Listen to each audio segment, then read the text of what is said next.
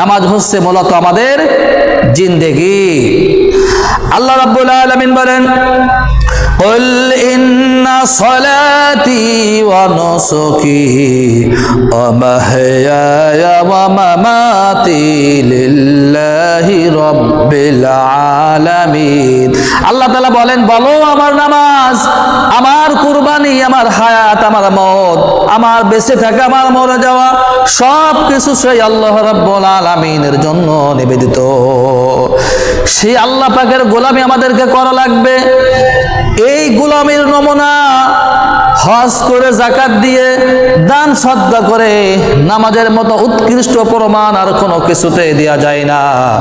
আমার ভাইরা, আমরা যখন নামাজে দাঁড়াই, দুই হাত বেঁধে, কানের সাথে দুই হাত লাগিয়ে, হাত বেঁধে, মাথাটা জমিনের দিকে ঝুঁকিয়ে, মাথা জমিনের দিকে ঝুঁকিয়ে দিয়ে গোলামের মতো, আসামের মতো দাঁড়িয়ে যায়।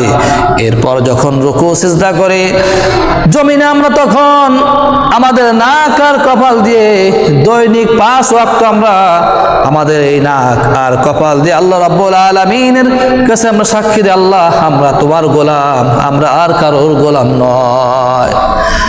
আমি আমার ভাষায় বলি, এই জমিনটা যদি খাতা হয়ে যায়, আমার নাক আর কপাল যদি কলম হয়ে যায়, তাহলে দৈনিক 5 ওয়াক্ত আমরা যখন ফজরের নামাজ আদায় করি, তখন আমি আর নাক আর এই কপাল দিয়ে, এই কলম দিয়ে জমিন নামক যেই খাতা আছে, এই খাতায় আমরা সাক্ষ্য দিই, রব্বুল আলামিন আমরা তোমার গোলাম, আর কারোর গোলাম নয়।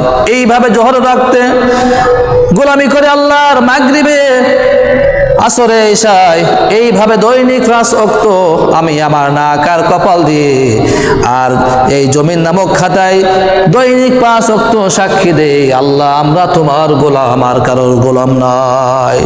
বাদশা হোক, মন্ত্রী হোক, আলেম হোক, ফির হোক, মাশায়েখ হোক, ধনী হোক, গরিব হোক, ছোট লোক হোক, বড় লোক হোক, সবাই আসামির মতো আল্লাহর সামনে হাত বেঁধে যখন দাঁড়িয়ে যায়, সমস্ত অহংকার সব কিছু চূর্ণ বিচূর্ণ হয়ে যায় আল্লাহর সামনে।